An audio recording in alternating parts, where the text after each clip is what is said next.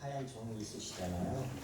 그 종이를 이렇게 보시면 표하고 주제 성구하고 실천한 내용들을 이렇게 뽑았어요.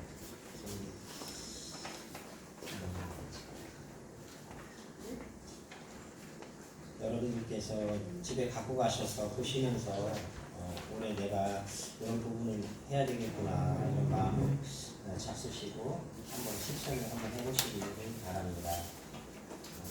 차분하게 생각하시면서 이런 부분을 내가 한번 열심히 해봐야 되겠구나 이런 마음을 가지시게 되면 아마 하실 수 있을 것입니다. 오늘 말씀을 통해서 함께 잠시 은혜를 나눴으면 좋겠고요. 복음을 전파하는 데 있어서 우리가 예수님의 어떤 모델을 따라가야 되기 때문에 예수님이 어떻게 복음을 전했는가를 알아야지 하거든요. 그래서 예수님은 늘 새벽에 기도하고 하나님과 교통을 했어요. 하나님한테 여쭤봤죠. 아버지, 오늘은 어디로 갈까요? 오늘은 빌립보 지방으로 가라. 오늘은 게세마네 동산 가서 기도해라. 어떤 이 음성이 반드시 들려서 그 응답을 받고 움직이셨기 때문에 그 음성을 쫓아서 하루하루를 살아간 거죠. 그러니까 한치의 오차도 없이 살아가셨는데 그분은 완전체이시기 때문에 그렇게 할 수 있었다고 할 수 있지만 우리는 어떻게 보면 좀 불완전체거든요. 우리가 성령을 모시고 살지만 성령이 24시간 우리를 통제할 수 있는 부분이 있지만 우리가 그것을 허락을 하지 않기 때문에 그게 안 되는 거거든요. 근데 예수님은 24시간을 다 성령의 통제와 인도 속에서 사셨기 때문에 그게 가능했던 것이죠. 자, 이 복음이라는 것은 몇 가지 생각해 볼 부분인데 첫 번째가 전하는 데 있어서 지리적 제한이 없다는 것입니다. 지리적 제한. 복음을 어디에만 전해라. 이런 게 없어요. 그러니까 저 나라에는 전하고 이 나라에는 안 전하고 이 동에는 전하고 이 동에는 안 전하고 이게 없다는 것이죠.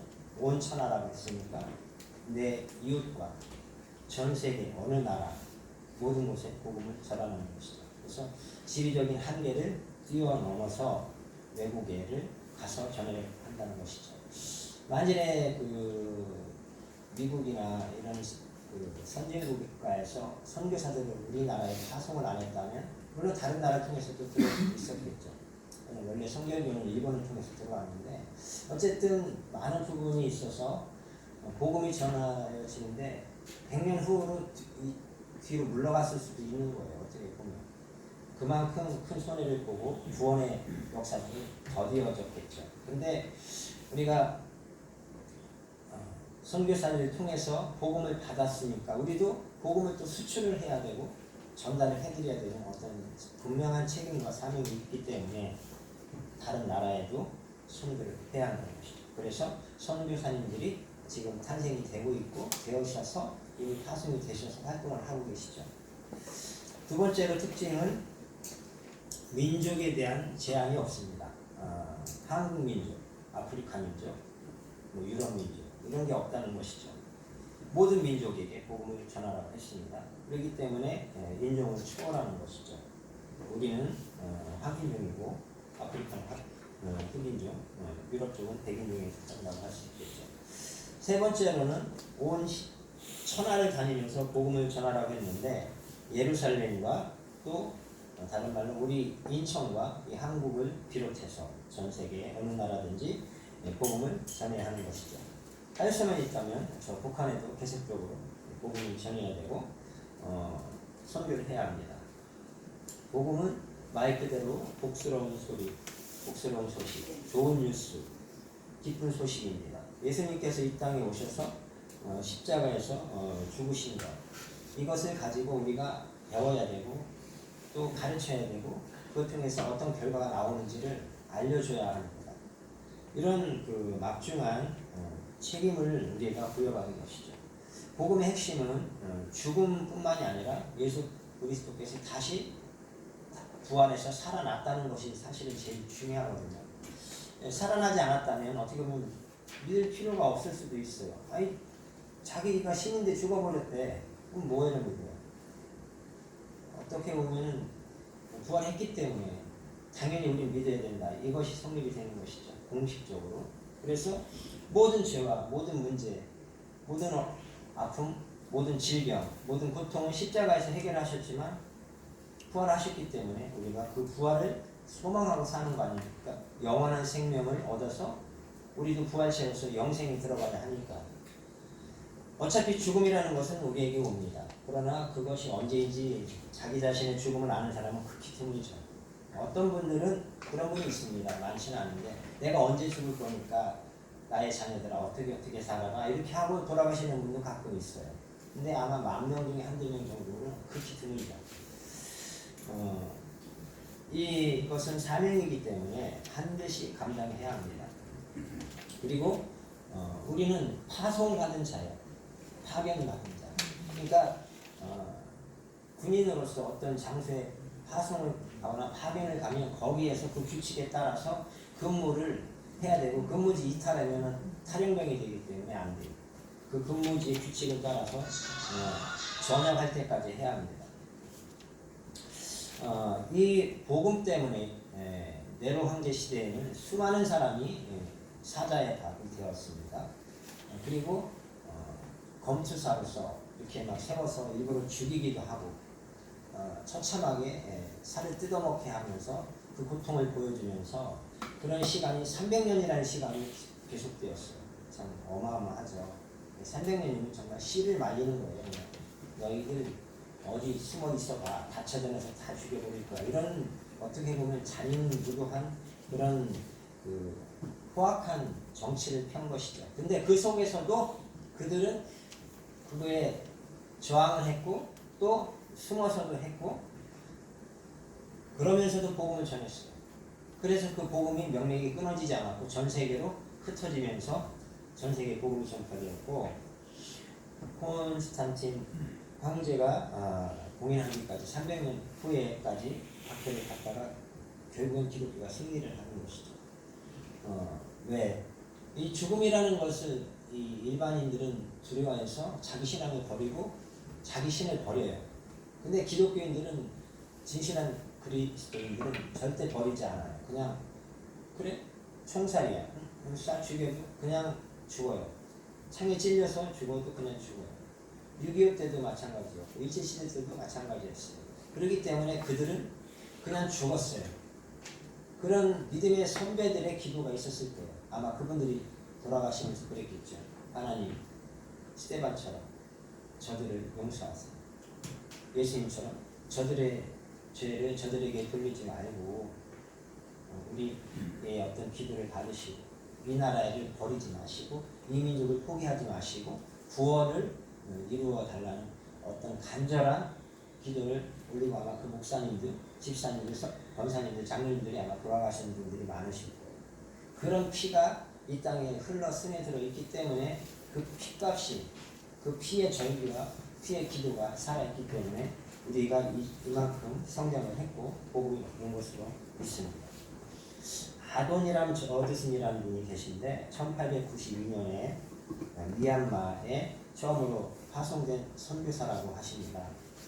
그곳에서 선교가 1년을 마쳤는데 참 굉장히 똑똑한 분이셨고요. 그래서 모 교회에서 보스턴의 모 교회에서 담임 목사로 청빙을 받았는데 그걸 거절하고 해외 선교사를 자원했고 결혼하고 보름 만에 출발을 했답니다. 근데 도착해서 첫 아이가 유산되었고 둘째 아이를 가졌는데 둘째 아이도 죽었고 그 다음에 질병으로 떠났습니다. 셋째 아이를 출생한 지 얼마 안 돼서 또 죽었습니다.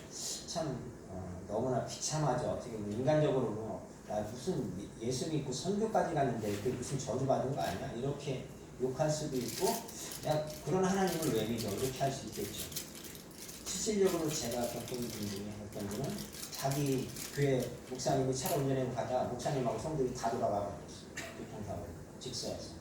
그러면 그게 하나님이 살아계신 거냐? 하나님이 살아계신데 그 목사님 왜 성도들하고 다 데려가 버리냐. 그에 대해서 답변을 해봐라 해서 그 당시에는 제가 답변을 올바르게 해드릴 수가 없었어요. 왜냐면 그냥 하나님의 어떤 은혜 안에서 말씀 안에서 들어와서 어느 정도 믿음이 있는 사람이라면 설득이 되는데 이분은 그게 아니니까 까딱 잘못되면 더 큰 화가 될 수 있기 때문에 그냥 나는 기도하는 사람으로서 그 부분 내가 말씀을 못 드리겠다. 그건 천국 가봐야 알지 모른다. 그냥 이런 정도로 마무리했습니다. 마찬가지로 우리 예수 믿는 사람 안에서도 그런 분이 굉장히 많아요. 10년, 20년을 신앙생활 하셨는데도 자기 가족이 갑자기 전부 다 죽고 자기만 살아남는다든지 그런 경우에 하나님을 버리는 분들이 많이 왔어요. 하나님이 없다 이거야. 하나님이 없어. 하나님이 어디 있어? 우리 가족을 다 데려가는데 이게 하나님이 있는 거야. 이런 분들 있더라고요. 그거는 그분을 가르치신 목사님께서 그 부분들을 이해를 못 시켜준 부분이 있었던 것 같아요. 아마. 아니면 본인이 잘 안 받으려는지 모르죠. 중요한 것은 이 목사님이 그런 그 고통 속에서 또 감옥에 갇히셨어요. 왜? 그 나라는 불교 국가거든요. 그러니까 이 복음이 하나가 한 사람에게 전달되는 게 참 힘든 거죠. 그래서 1년 동안 감옥 생활을 했고 열심히 전도했는데 6년 동안 한 사람도 전도 못했대요. 참 비참한 거죠. 1년에 한 사람 전도 못해도 우리나라 목사님들은 대부분 다 교회 문 닫거든요. 근데 선교사로 갔으니까 교회를 문 닫을 수는 없고 그냥 계속 하는 거예요. 그곳에서. 근데 6년 만에 한 사람을 전도했거든요. 딱 한 사람. 그리고 그분을 전도하고 세례까지 주었어요. 그리고 나서 40년이 지난 후 하나님의 부름을 받고 떠났어요. 그 후에 5만 명의 크리스찬이 생겨났습니다. 참 혹독한 시련을 겪었죠. 딱 한 사람 전도해서 5만 명이 된다는 것은 쉽지 않은데 중요한 것은 그가 포기하지 않았다는 거예요. 야 6년 했는데 너 들어와. 넌 자격이 없어. 넌 미달이야. 넌 도대체 설교를 하고 다니는 거니? 전도하고 다니는 거니? 너 우리 선교비 가지고 너 뭐 혹시 어디다 딴 돈 챙기는 거 아니야? 뭐 이런 식으로 얼마나 많은 어떤 비판과 어떤 그런 굉장히 모욕적인 말도 들었을 수 있고 고통은 고통대로 막 받으면서도 자신이 그렇게 했는데도 오늘날 같으면 핸드폰으로 인터넷으로 내가 지금 이렇게 전도한다는 걸 보낼 수가 있지만 그 당시는 그게 안 되니까 얼마나 고통을 많이 받고 힘들었겠어요. 마음적인 어떤 상처가 많고 자기 자녀들도 다 이렇게 먼저 보내고 정말 이런 뼈에 사무치는 고통을 가지고서도 이분은 자기가 그걸 사명을 완성했다는 그거를 버리지 않았다는 거예요.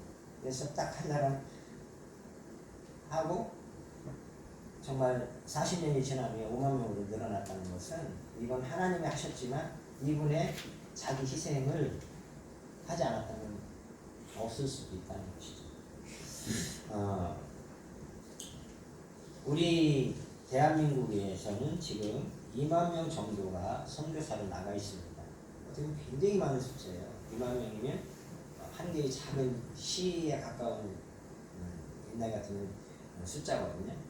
어마어마하게 많은 숫자지만 그런데 뭐 별로 표시는 안 나요. 그만큼 200여 나라, 많게는 250여 나라가 많이 있는데 그 나라에 더 많이 파송이 돼야 되고 더 많이 포진을 해서 완전하게 그 나라의 어떤 악신들과의 영적 전투에서 이겨야 하고 또 우리나라 국내에서는 교회 목사님들과 성도님들이 선교사를 파송을 하면 그분을 위해서 24시간 끊임없이 기도로서 후원해줘야 되고 물질을 보내줘야 되고요.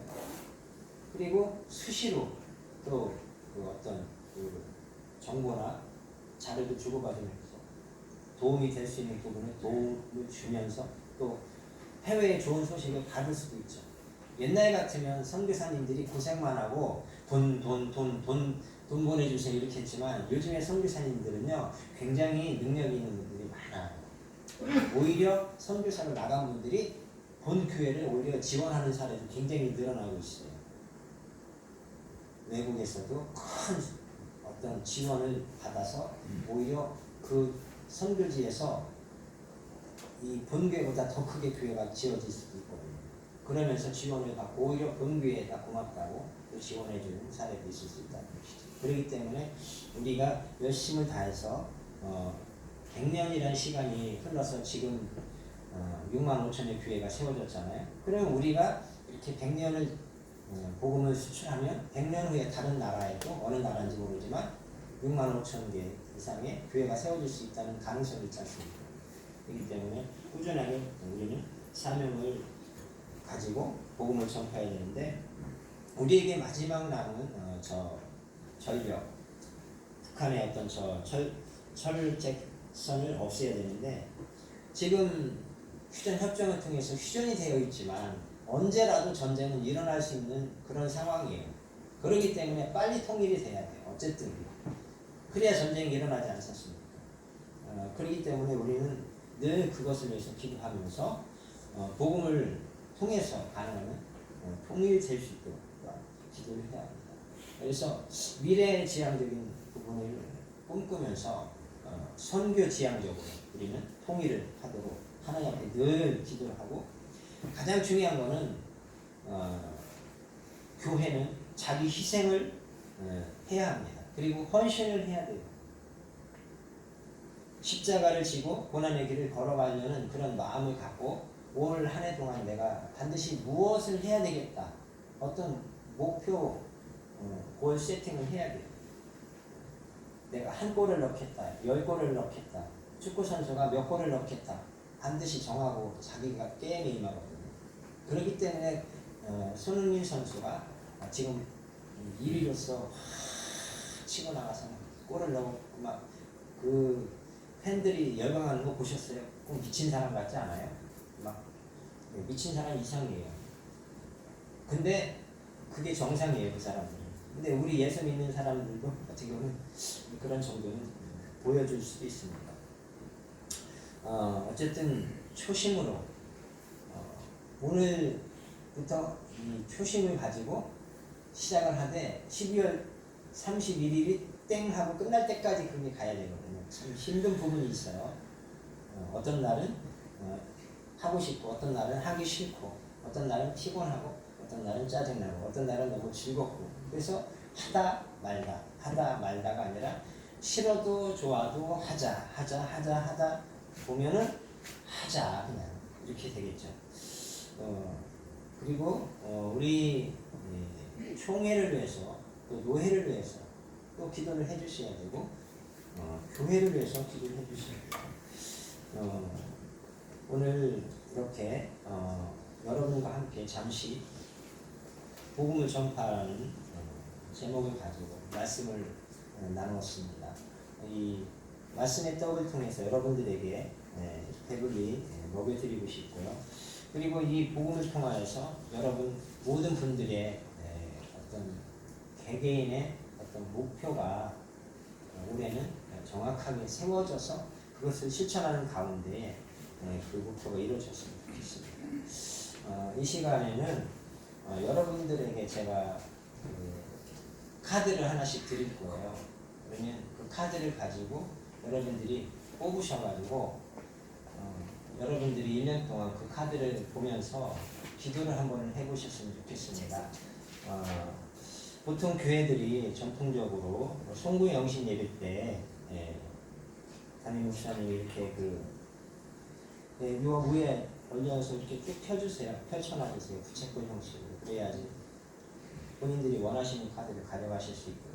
그래서 목사님들이 이렇게 어느 바구니에 헌금 바구니나 아니면 예쁜 바구니를 가지고 이렇게 놓고 성도님들이 헌금 저기를 가지고 해서 그 부분을 통해서 이렇게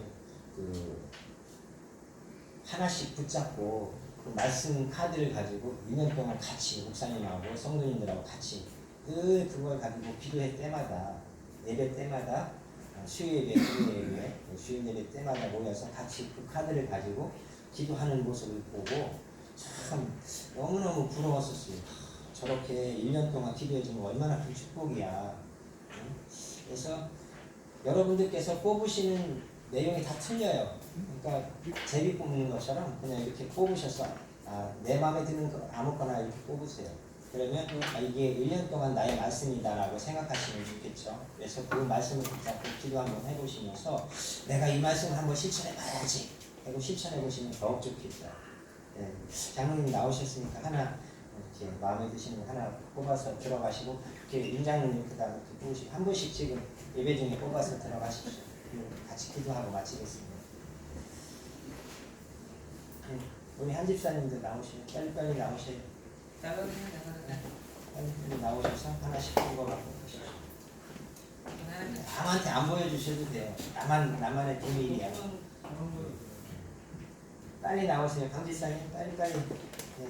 시간 끄지 마시고 우리 빨리빨리 나오세요. 박진형님 빨리 나와서 가져가시고 카드를.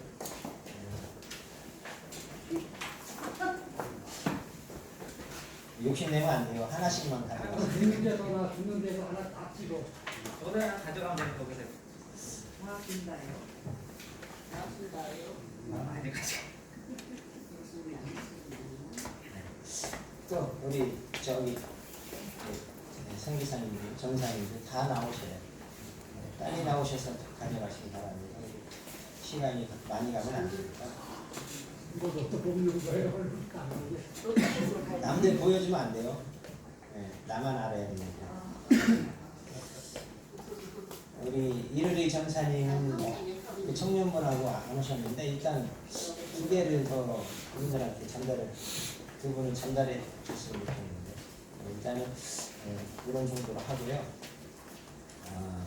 여러분들에게 그 손에 있는 그 카드 있으시죠? 들어보세요. 내가 네. 김동희 목사님 내가 하나 줘야 돼. 네. 이렇게 들으시고요. 다 들으셔보세요. 손에 잡아보세요. 안 잡으셨어요? 이거 안 가져가셨죠? 우리 새로운 성도님 하나 가져가시라니까요. 방순자 성도님 앞에 나가시. 빨리 오셔서 받아가세요. 뽑아가세요.